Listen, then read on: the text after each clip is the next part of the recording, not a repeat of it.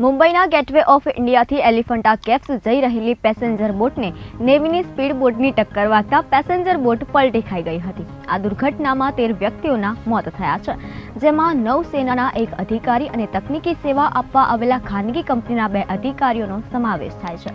નૌસેનાના નિવેદન પ્રમાણે નેવીની speed બોટની engine trial ચાલી રહી હતી તે સમયે સ્પીડ બોટ પેસેન્જર ફેરવી નીલકમલ નામની બોટને કારંજા પાસે સાંજના 4 કલાકે ટક્કર મારતા દુર્ઘટના ઘટી હતી.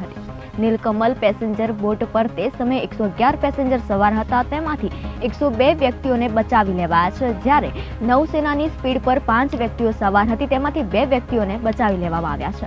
ભારતીય નૌસેના અનુસાર 102 જેટલા લોકોને બચાવી લેવામાં આવ્યા છે. નૌકાદળ દ્વારા કોસ્ટગાર્ડ અને મરીન પોલીસના સહયોગથી બચાવ પ્રયાસો શરૂ કરવામાં આવ્યા છે. 11 navy boat, 3 marine police boat અને 1 કોસ્ટગાર્ડ બોટ આ વિસ્તારમાં છે. આ સિવાય 4 હેલિકોપ્ટર પણ બચાવ કાર્યમાં લાગેલા છે. એમ્બ્યુલન્સ પણ સ્થળ પર હાજર છે. અકસ્માતનું કારણ પણ હજુ સુધી સ્પષ્ટ થયું નથી. પ્રશાસન અને બચાવ ટીમ આ મામલે ઝડપથી કામગીરી કરી રહી છે. મુસાફરોને સુરક્ષિત બહાર કાઢવા માટે તમામ શક્ય પ્રયાસો કરવામાં આવી રહ્યા છે.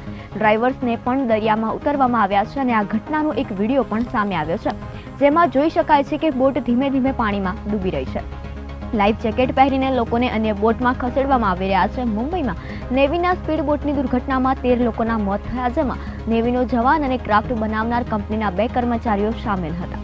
દુર્ઘટનામાં તેમના ડ્રાઈવર સહિત અન્ય આરોપીઓ સામે FIR નોંધાઈ છે અને આ દુર્ઘટના મામલે વધુ તપાસ હાથ ધરાઈ છે.